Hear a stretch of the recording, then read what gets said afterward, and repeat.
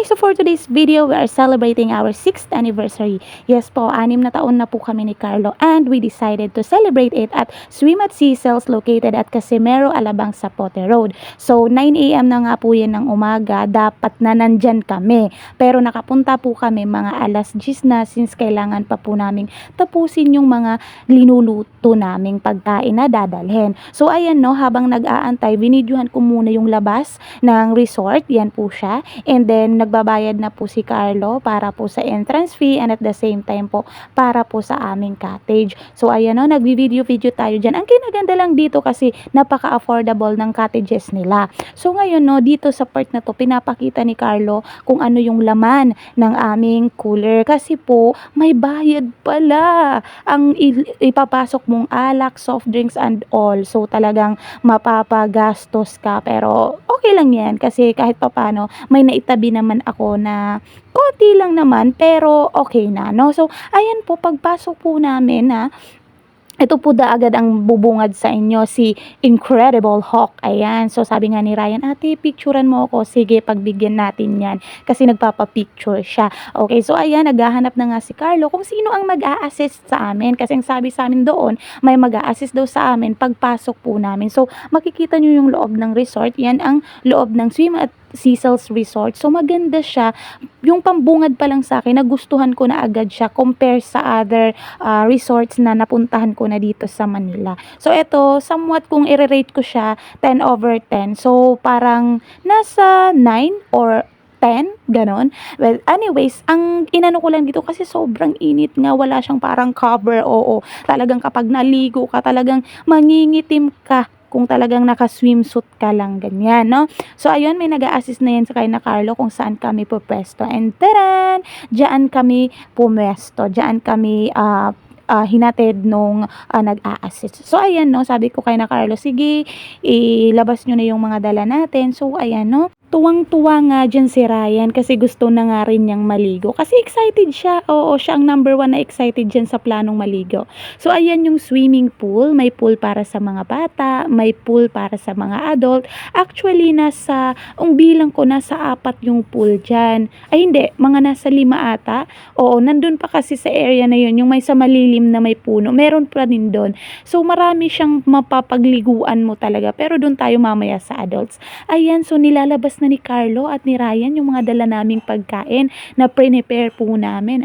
So, napaka hands-on talaga ng dalawang to. Kaya gustong-gusto kong kasama tong dalawang to kasi nagpre-prepare talaga sila. So, ayan, no, gusto ko nang mag-swimming at that moment pero sabi ko nga, antayin ko lang yung kapatid ko kasi wala pa si Iris. Siya po pala ay meron pang pinuntahan at inaasikasong importante. So sabi ko naman sa kapatid ko, aantayin lang kita, hindi ako maliligo na wala ka. Kasi gusto kong may kasama ako habang naliligo. Kasi diba, napakalungkot naman nun. Maliligo ka, mag-isa ka lang. Ano yun? Lonely is the night? Char.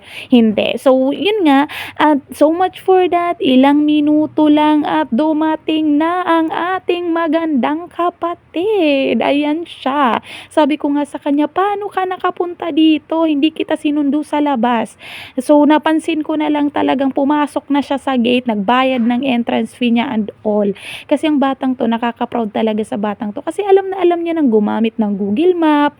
Pag hindi naman, nagmo-move it siya. Kasi nasa Manila tayo. Kaya kailangan niya daw alam yung mga ganyang-ganyang bagay. Diba?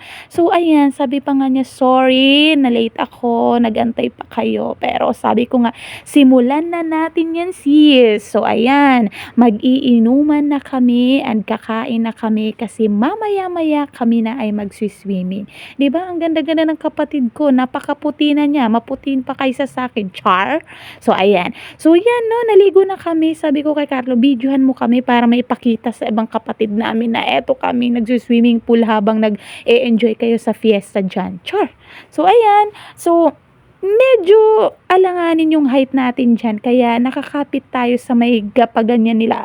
I don't know kung anong tawag dyan, no? So, At this moment, sila Carlo naman yung nasa pool na, si Carlo, yung kaibigan nila at si Ryan. So, nakikita ko ngang enjoy na enjoy sila, nagtatawanan sila, hindi ko alam kung anong pinag-uusapan nila. Pero ito naman talaga yung gusto ko, yung ma-enjoy yung araw na to kasi, naku, alam mo na yun, 6 na taon na kami ni Carlo.